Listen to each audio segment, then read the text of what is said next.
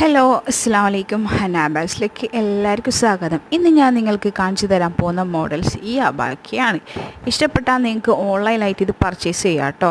സ്ക്രീനിൽ കാണിച്ചിരിക്കുന്ന നമ്പറിൽ ഒരു വാട്സപ്പ് മെസ്സേജ് നിങ്ങൾ ചെയ്താൽ മതി.